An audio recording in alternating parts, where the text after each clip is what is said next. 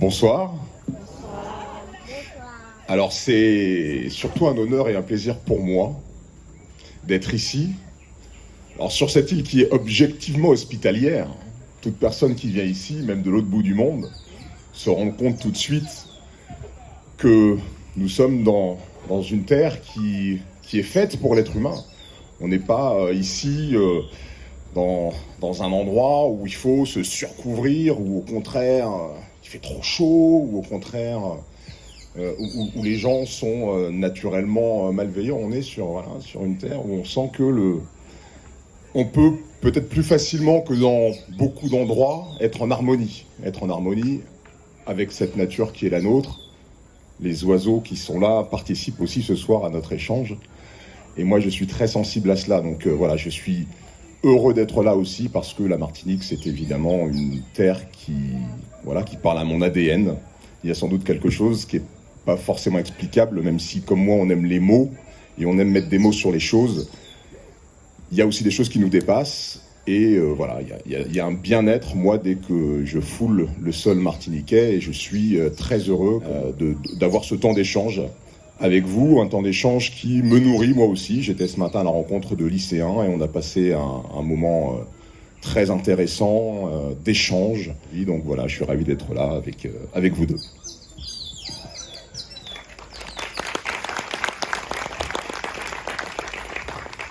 Alors, je ne vous ai pas présenté ma co-intervieweuse, Maëlie Larcher.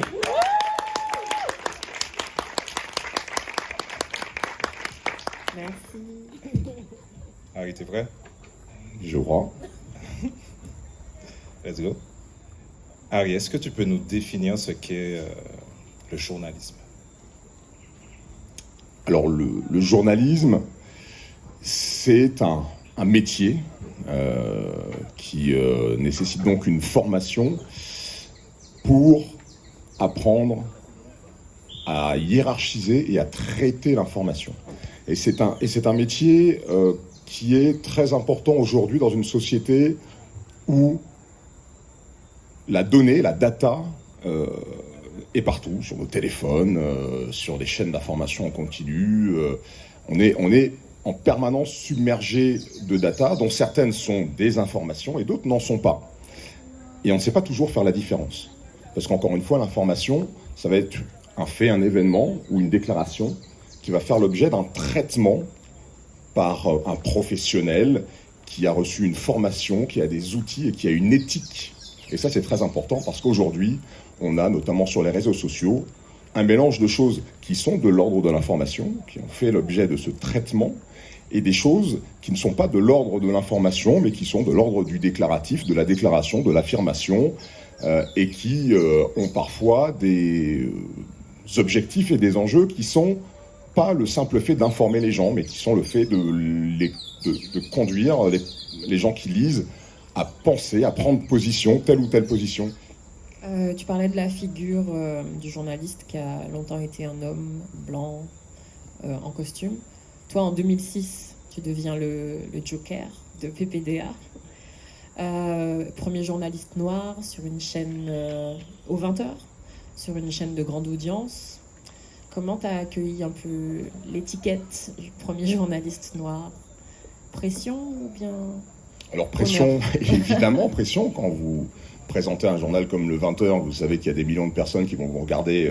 Il y a évidemment une pression, mais je ne me suis pas surchargé de la pression, j'ai envie de dire, presque historique, en tout cas,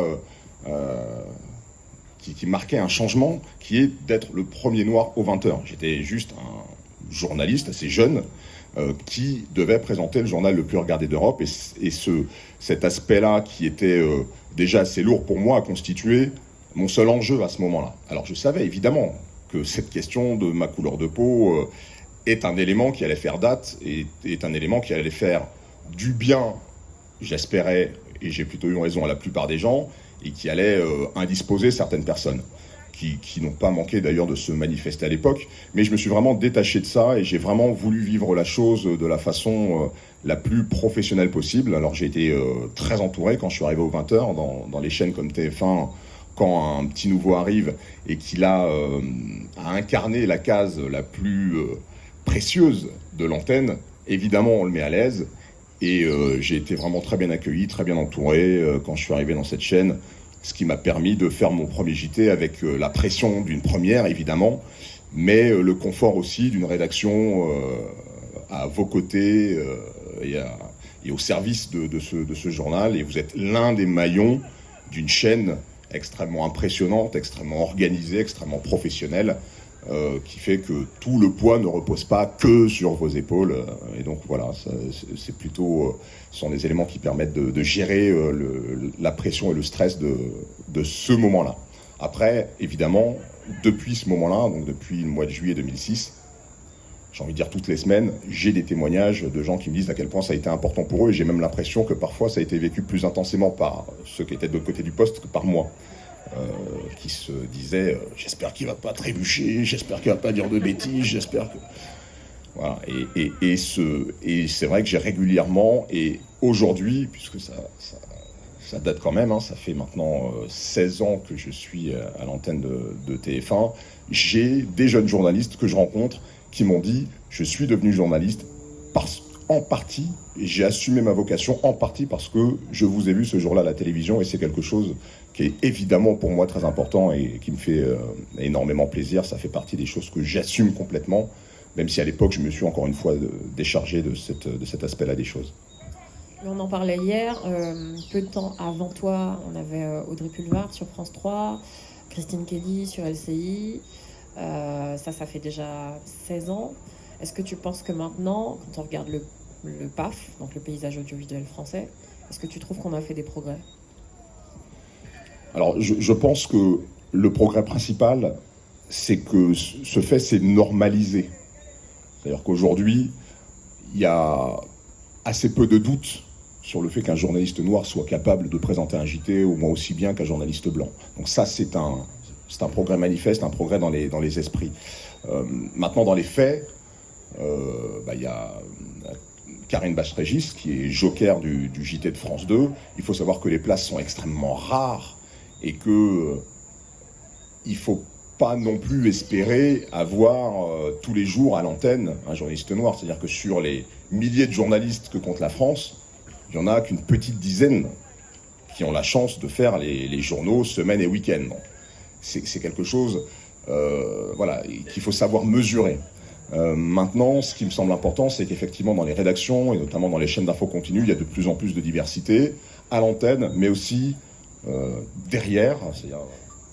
L'écriture, on y vient. Tu as écrit 2 romans, non pas 2 romans, 2 livres, un recueil de nouvelles et un roman, écrit sous un nom d'emprunt, je dirais. Le roman, oui. Oui, le roman. Qu'est-ce que le désir d'écriture, il était déjà là quand tu te diriges vers le journalisme ? Bien sûr. Le désir d'écriture, il est même fondateur. Je disais tout à l'heure que la température est idéale, mais il y a les spots là. C'est pour ça que j'ai chaud. Sans les spots, ça aurait été parfait. Mais avec les spots, j'ai chaud. Mais j'aime avoir chaud, il n'y a pas de problème. T'es impressionné, vraiment. Je suis impressionné en plus. Ouais, c'est ça. Oui, l'écriture est fondatrice. Moi, je dis souvent que je suis devenu journaliste pour 2 raisons. Par amour des gens, par intérêt pour les gens, pour ce qu'ils sont, pour ce qu'ils vivent, et par amour des mots, parce que j'aime écrire. Et ce goût de l'écriture, je l'ai développé petit. J'ai des gens de ma famille qui sont là et qui peuvent en témoigner. Moi, je suis né à Tours, donc dans la région de Touraine, la région des châteaux de la Loire, des vins de la Loire, etc. Donc je suis né, j'ai grandi à Tours. Et ma sœur aînée, elle, a passé les 12 premières années de sa vie ici à la Martinique, au Morne-Rouge. Et la relation que j'ai eue avec ma sœur entre mes 8 ans et mes 11 ans, puisqu'elle nous a rejoints alors que moi j'avais 11 ans, c'était une relation épistolaire. On s'écrivait des cartes, des lettres. Et je pense que c'est à ce moment-là que j'ai compris le pouvoir des mots, l'importance des mots, le fait que les mots étaient des outils qui pouvaient incarner une relation aussi importante qu'une relation fraternelle entre frères et sœurs, les émotions qui vont avec. Et j'ai développé ce goût-là. Donc À l'école primaire, j'étais assez bon en rédaction, j'adorais raconter des histoires, écrire des histoires, et ça fait partie, en effet, des choses qui m'accompagnent depuis tout petit. Alors, ton premier livre, Novilu, il a été écrit sous le nom de Plume Agi Bongo. Oui. Pourquoi ? Alors, la raison pour laquelle je l'ai faite, c'est que je l'ai sorti en 2007, ce roman, et je voulais pas de l'estampille vue à la télé, puisque je venais d'arriver aux 20h, il y avait une forme d'effervescence, et dans une espèce de démarche d'authenticité vis-à-vis de l'écriture, et de l'écriture de fiction, j'ai voulu, peut-être un peu naïvement, que les gens s'emparent de ce livre, limite sans savoir que c'est moi qui l'avais écrit, en tout cas, que c'était le personnage de télé qui l'avait écrit. Ça, c'est la première chose. Mais la deuxième chose, c'était aussi une façon de rendre hommage à ma grand-mère maternelle, Hortense Bungo, et ce nom, Bungo, il était important pour moi de l'associer à quelque chose d'aussi intime que l'écriture d'un roman de fiction, parce que quand vous écrivez de la fiction, il y a une intimité avec ce que vous faites qui est très différente du fait d'écrire de l'info, d'écrire de l'actu, d'écrire de l'info. Les mots sont au service de ce que je disais tout à l'heure, la description, la transcription d'une réalité, alors que quand vous écrivez de la fiction, c'est votre monde intérieur que vous livrez aux gens, donc c'est quelque chose de beaucoup plus intime. Et pour cette intimité-là, j'avais envie de rendre hommage aussi à cette partie de mon identité, qui est la partie Bungo, donc j'ai choisi ce pseudo. Et du coup, tu peux nous en dire un petit peu plus de ce livre ? Le nom du personnage principal, par exemple. L'archer. Alors oui, non mais ce livre, il est au-delà de ça, et il aborde des questions importantes d'ailleurs, comme tous mes livres, parce que moi le questionnement que j'ai depuis très longtemps, et que j'imagine on a tous à un moment ou à un autre, c'est d'essayer de comprendre ce que c'est que l'humanité. C'est quoi être un être humain ? On est des êtres humains, mais être un être humain, c'est quoi ? Et ça se définit par quoi ? C'est une question complexe, mais finalement on a la vie pour y réfléchir. C'est pas comme dans une rédac où tu as 2 heures pour faire ton exposé. Ce livre, il parle de la question de l'être et du savoir, et je me suis, en tant qu'écrivain, mis un peu dans la peau d'un créateur d'univers, parce que je pense que les mots permettent de créer des univers, et j'ai créé donc ces personnages qui, parmi la foule des autres personnages de ce livre, ont conscience qu'ils sont des personnages de roman. Et donc, ça induit des comportements très différents chez mes 2 protagonistes principaux, dont le Larcher en question. Et donc, voilà, ça donne un thriller un peu particulier, mais qui a vraiment une réflexion ontologique, donc de réflexion sur ce que l'on est et sur ce qu'est la réalité. Nous, on a une perception des choses avec nos sens qui n'est pas forcément la réalité de ces choses. Donc ça, c'est quelque chose qui peut paraître assez profond, mais ce que ça peut vouloir dire aussi, c'est, et il comprend et il rigole, le petit jeune, c'est qu'il ne faut pas se limiter à cette dimension physique. Il ne faut pas se limiter à ça. On est beaucoup plus que ça. Et par l'expérience d'écriture, ben moi j'ai vécu des choses où je me suis rendu compte que mon humanité, elle ne se limitait pas à ma réalité biologique. Quand dans mon recueil de nouvelles, j'écris des histoires dans lesquelles je suis une femme victime de violence, je suis un papy de 83 ans, je suis un transsexuel dans une boîte de nuit, je suis un gamin de cité, eh bien j'arrive à me projeter vraiment dans ces personnes-là, et je pense qu'on a tous cette capacité, qu'on appelle parfois empathie, mais à se mettre à la place de l'autre. Tu parles de tes multiples vies que tu as eues en écrivant le recueil de nouvelles. Est-ce que tu dirais que c'est un recueil de nouvelles qui s'inspire de l'actualité ? C'est ta vision de l'actualité ? Pas que, mais ouais, des faits bien divers, sûr. Ouais, avec bien un sûr. ton plutôt léger. Il y a plus d'effets de société que d'effets d'actualité. Quand je parle du chlordécone, pour moi, c'est plus qu'un fait de société, c'est plus qu'un fait d'actualité, c'est un fait de société. C'est un scandale sanitaire, mais qui a des conséquences lourdes et de long terme sur des populations entières. Donc on n'est plus simplement dans l'actualité, on est dans le fait de société. Quand je parle des violences faites aux femmes, c'est un fait de société qui s'incarne parfois par des faits d'actualité. Mais c'est un fait de société, et c'est des choses qui, évidemment, nourrissent mon imaginaire et qu'on peut retrouver dans ce recueil des nouvelles. D'ailleurs, tu parles du chlordécone, mais tu en parles d'une façon assez originale, puisque c'est un entretien entre un patient et son médecin. J'en dirai pas plus. Mais pourquoi déjà c'était important d'en parler comme ça? Parce que la force de l'histoire et de la fiction, c'est que ça permet de faire passer une problématique à des gens qui ne la maîtrisent pas et à la limite à des gens qui s'en fichent et qui n'iraient pas lire un bouquin sur le chlordécone, par exemple, sur le scandale du chlordécone. Là, je raconte une histoire. Donc, si tu apprécies la personne que je suis, si tu as envie de découvrir des histoires, tu rentres dans l'histoire. Et il y a plein de gens qui ne connaissaient pas du tout le nom, le mot même de chlordécone, et qui l'ont appris par cette histoire-là. Donc c'est une façon de mettre à la portée du plus grand nombre une problématique en l'incarnant dans une histoire avec des personnages. J'étais en train de faire des signes à Maëlie, genre c'est la pause, mais elle n'a pas compris. Donc c'est la pause. Hein, c'est la pause. On se retrouve après la pause. Donc...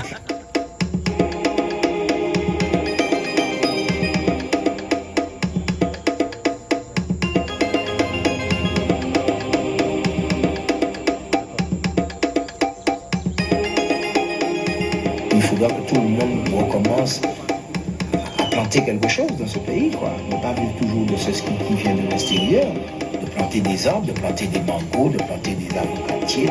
Les vieux pensaient que vivre de ces produits, c'était voir de la misère. Ils ont toujours pensé ça. Ils ont toujours pensé que s'il fallait grager un coco pour faire un peu d'huile, ils vous disent, bon, autant au bain, t'es qu'à grager coco, t'es fait l'huile, t'es qu'à aller dans la lèvre, t'es fait sel. Ils pensaient que c'était de la misère.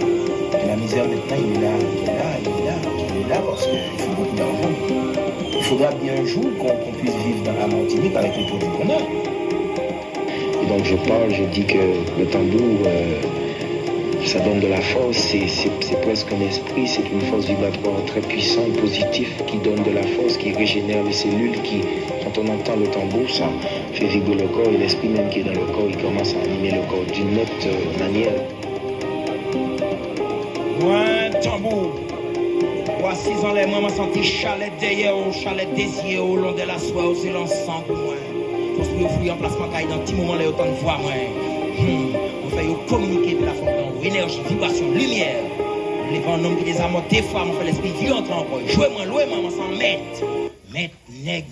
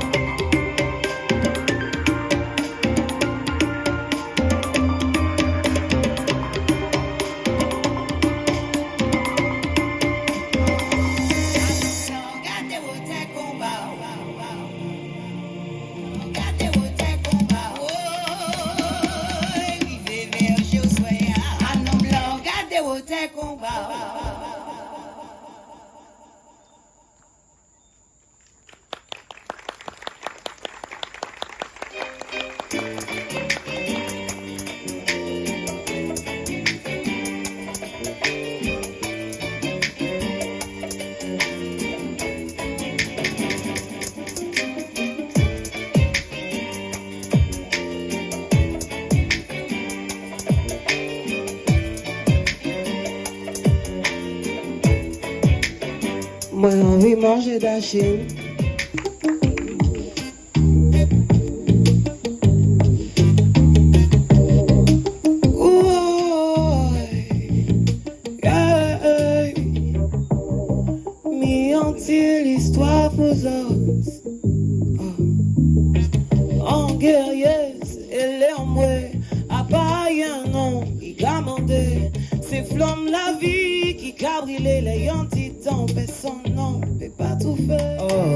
autres connaissent, les autres peuvent chanter. Où les mangos, où les mangos, où les mangos, où les mangos, où les mangos, où les mangos, où les mangos, où les mangos, où les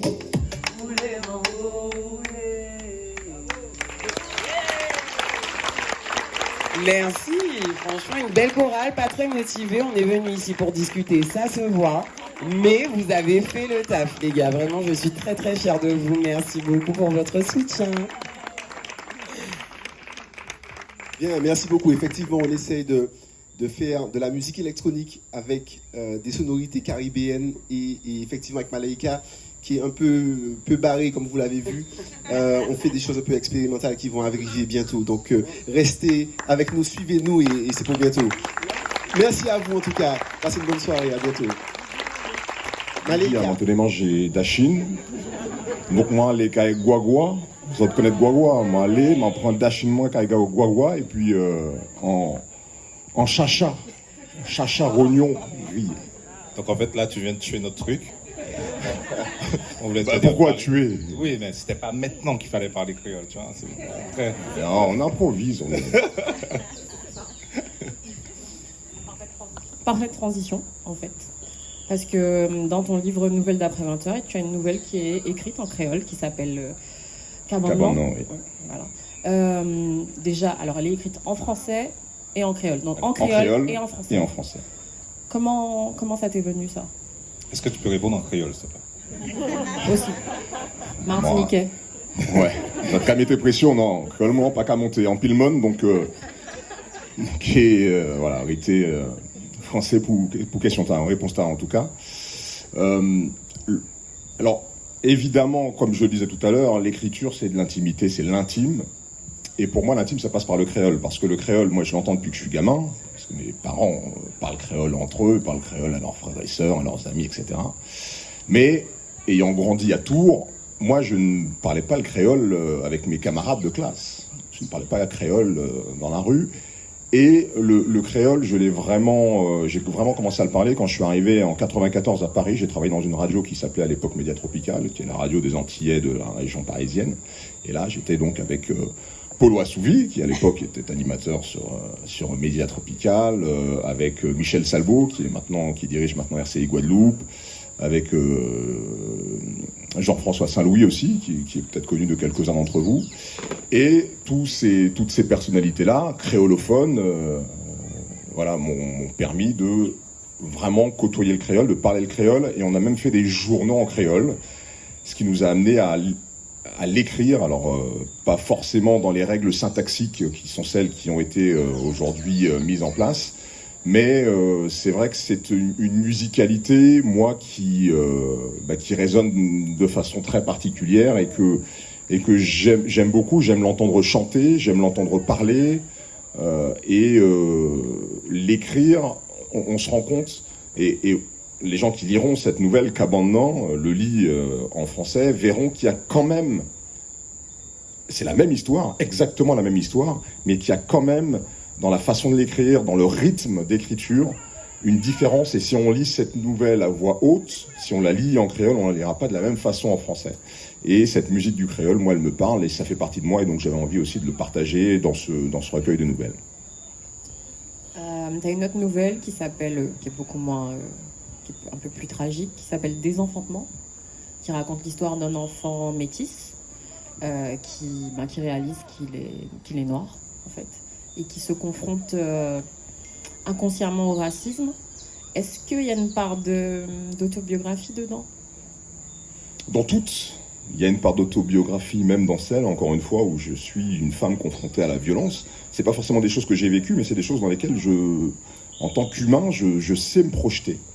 Et effectivement, cette nouvelle, qui est l'une des préférées d'un certain nombre de mes amis, parce qu'elle est aussi drôle. Enfin, dans l'expression, cette nouvelle, elle est écrite par je me mets dans la peau d'un enfant de 8 ans, donc il y a plein de fautes d'orthographe dedans. Il y a des gens au début qui ne comprenaient pas, mais voilà, c'est un enfant de 8 ans qui l'écrit, et qui effectivement est dans une construction de son identité et découvre effectivement qu'il est noir et ce qu'implique le fait d'être noir. Le noir aujourd'hui, par le passé, ça a été même encore plus fort, ça n'est pas qu'une couleur de peau, c'est une condition, c'est une perception, c'est un héritage, et cet enfant découvre effectivement que la couleur de sa peau va d'une certaine façon conditionner sa vie dans la société dans laquelle il se trouve.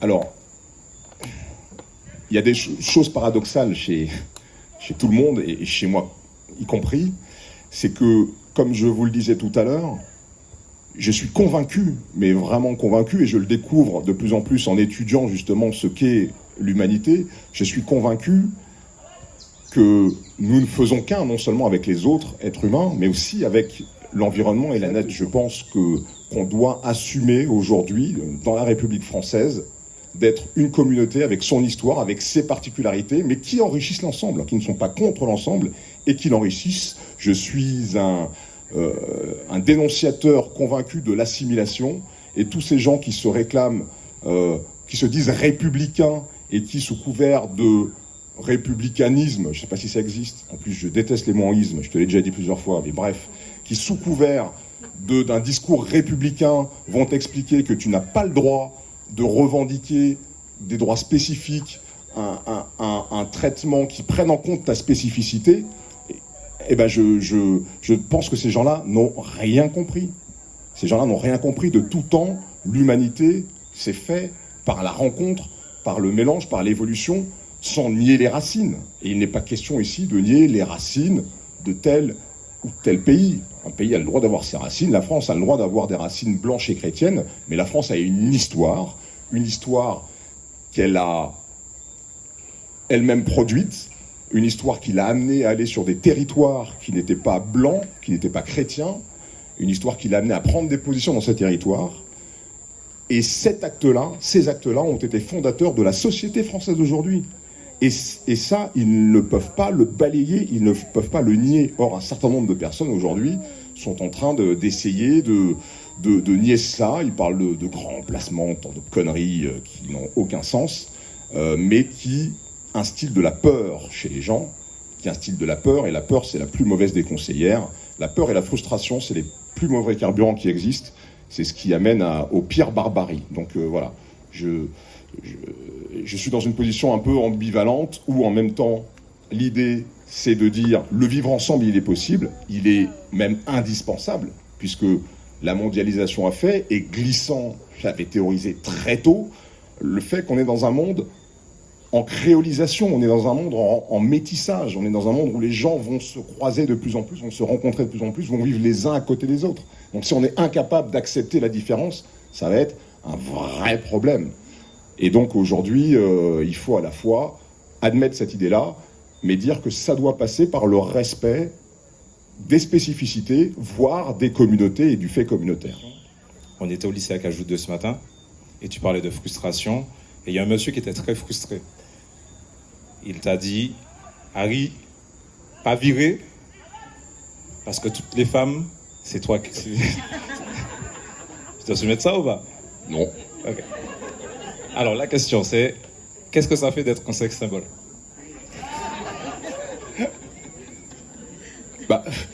Non mais le sexe symbole, c'est les gens qui en décident. Non mais en vrai, celui qui se prend pour un sexe symbole, il est déjà plus un sexe symbole. Je crois vraiment que, pas moi, mais mon parcours a rendu fier plein de gens sans jalousie. Donc ça. Et le monsieur disait ce matin, il disait ça en rigolant. Et ça, j'aime. C'est ça, ça m'amuse. Mais si. Oui, mais Dimitri est jaloux en fait. C'est peut-être ça.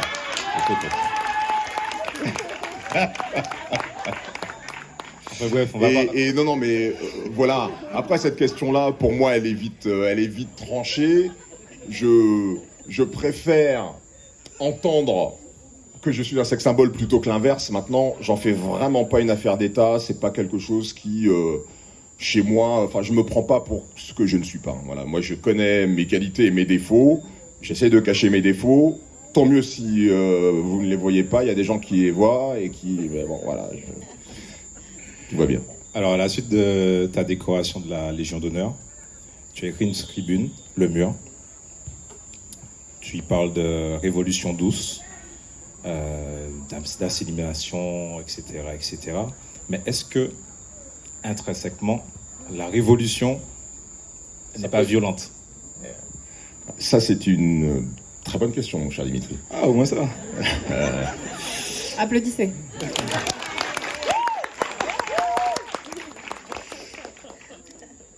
Oui, les révolutions peuvent être douces, surtout les révolutions qui prennent du temps. Si je parle de révolution douce, c'est que effectivement, changer notre façon de voir les choses, ça prend du temps. Chasser la peur, chasser les émotions qui sont négatives, ça peut prendre du temps parce qu'il faut rassurer les gens.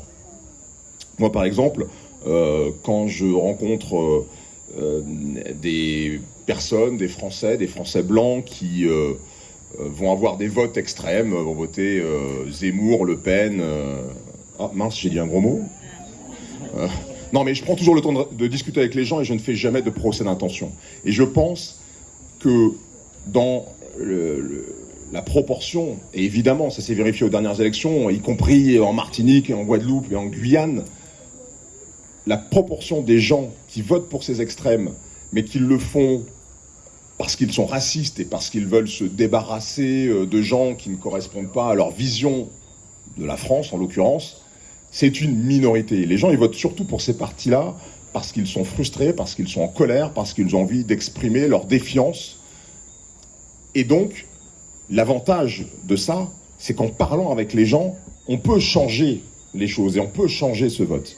Et donc, moi, mon parti pris, c'est effectivement d'amener un changement radical, donc une révolution, mais de le faire dans l'explication. Et même sur les questions mémorielles.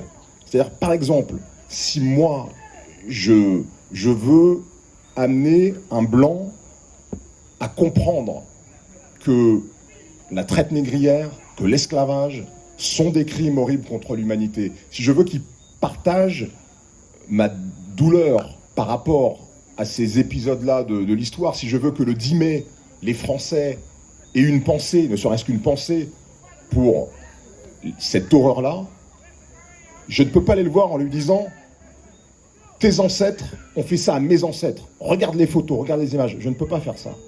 Ce que je vais faire, c'est que je vais lui dire « On a une histoire commune. » Ça, c'est un fait. On a des valeurs communes. Ça, c'est un autre fait. En tant que Français, on a des valeurs qui sont des valeurs de justice, des valeurs d'égalité. Et donc, au nom de cette histoire commune et au nom de ces valeurs communes, donc tu es avec moi, pense-y et rends-toi compte qu'à un moment de son histoire, la France n'a pas respecté ses valeurs cardinales. Elle n'a pas respecté ce slogan qu'elle a porté à la face du monde avec la Déclaration universelle des droits de l'homme. À certains moments, la France s'est détournée d'elle-même. Il faut que tu le reconnaisses avec moi et il faut qu'on ait cette pensée-là et il faut qu'on agisse pour que nos enfants en aient conscience et qu'ils soient ensemble dans ce genre de commémoration. Tu as aussi la casquette de réalisateur, producteur, scénariste. Qu'est-ce que la production audiovisuelle t'amène que tu ne trouves pas dans le journalisme ? Comme je le disais tout à l'heure, je pense que ce qui est important aujourd'hui dans les médias français par rapport à ces notions de diversité, c'est plus tant la question des visages. C'est important d'avoir des visages qui incarnent cette diversité, mais c'est aussi la vision du monde, c'est aussi la pensée, c'est aussi la sensibilité que nous avons plus que d'autres par notre histoire, par notre culture, etc. Et ça, pour moi, c'est devenu un combat très important de pouvoir apporter ce que l'on est, parfois par touche. Le film que j'ai écrit et réalisé, il y a un noir dans le film, c'est pas un film de noir, c'est un film qui parle de la France. Il y a un noir et en plus il n'a pas le rôle, c'est pas le héros du film, mais en tant qu'humain c'est mon droit le plus strict, encore une fois, de ne pas s'enfermer dans des archétypes communautaires, mais apporter sa sensibilité. Et ce film Fracture, il est nourri par ma créolité, c'est-à-dire qu'effectivement je mets face à face un islamiste qui a des ambitions terroristes et une prostituée. L'islamiste est blond aux yeux bleus, la prostituée est maghrébine. Et ces deux personnes-là, ces deux archétypes-là s'affrontent, mais de cet affrontement, il naît un lien qui est humain et un lien qui est au-delà, un peu comme je parlais tout à l'heure, le maître et l'esclave. À certains moments, et en tout cas dans l'héritage qu'ils ont laissé, ça a créé, ça nous a créé nous, et des gens qui aimaient leurs enfants, évidemment, qui ont aimé et qui ont fait de belles choses. Et donc, moi, cette créolité-là, elle a nourri quelque part le fondement de mon histoire, de l'histoire de mon film. Et je pense qu'aujourd'hui, ce qui est important, c'est que nous soyons présents par nos visages, mais aussi par notre façon de penser. Et donc, moi, être la Shonda Rhimes française, c'est un objectif. C'est bien que tu aies choisi une femme comme modèle. Mais évidemment. C'est la meilleure. Alors justement, concernant ton film Fracture, dans l'une de tes interviews, si je ne me trompe, tu parles du CNC et tu dis qu'ils n'ont pas été très... C'est quoi le CNC? C'est le Centre national de la cinématographie. Et c'est une institution qui finance les œuvres cinématographiques. Enfin, qui est censée le faire en tout cas. Justement, pourquoi ils n'ont pas été gentils? Souvent, quand on entend ça venant de Noir, c'est parce que on a estimé que le film était trop communautaire. Est-ce que là, c'est le cas? Non, c'est pas le cas. Et je vais même pas prendre cette... parce que c'est parfois un peu facile de dire que c'est parce que je suis noir. Non, c'est pas parce que je suis noir. C'est que on est en France dans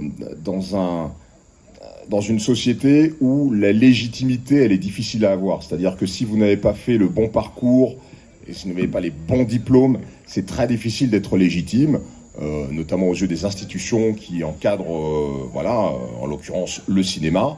Et c'est vrai que de façon assez surprenante, je n'ai eu, mais aucune des subventions auxquelles les gens qui font des films ont droit, même les subventions techniques, parce qu'à la limite, la subvention à l'écriture, la subvention sur le projet, on peut estimer, il y a une lecture qui est subjective, d'appréciation du projet, et on peut estimer que le projet ne mérite pas d'être financé. Mais sur des aides techniques, vous faites travailler des techniciens, en l'occurrence c'était de la post-production, les effets spéciaux, etc., etc.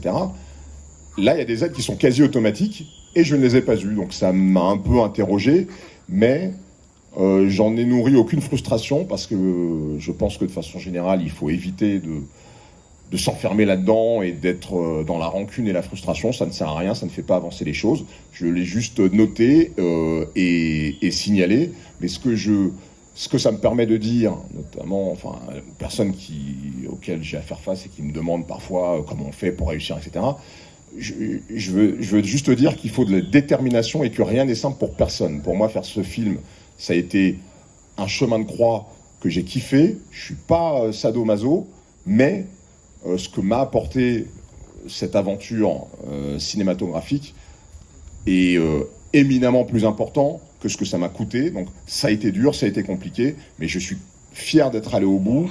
Avec notre équipe, on était fiers de ce film.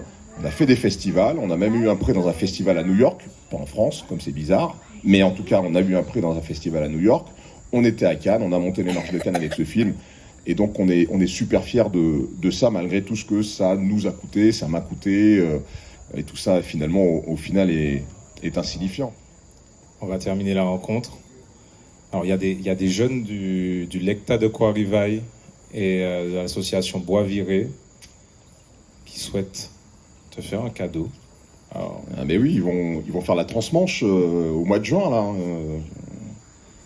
Je ne sais pas si c'est eux qui seront sur l'Aïol, qui va partir des côtes françaises pour Douvres, je crois. Bonsoir à tous. Donc, en fait, on est une petite délégation des coursiers qui vont faire la transmanche au mois de juin, donc du 14 au 15 juin. On part le 11 juin de Martinique. Et en fait, on a tenu à venir aujourd'hui pour remercier M.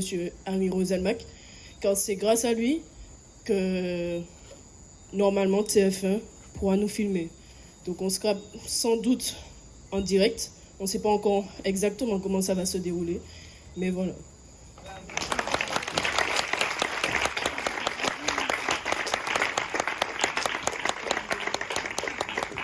Bonsoir à tous, je m'appelle Mélissa Naraïna, donc je suis étudiante de première année de BTS au Lecta de Coirivaille.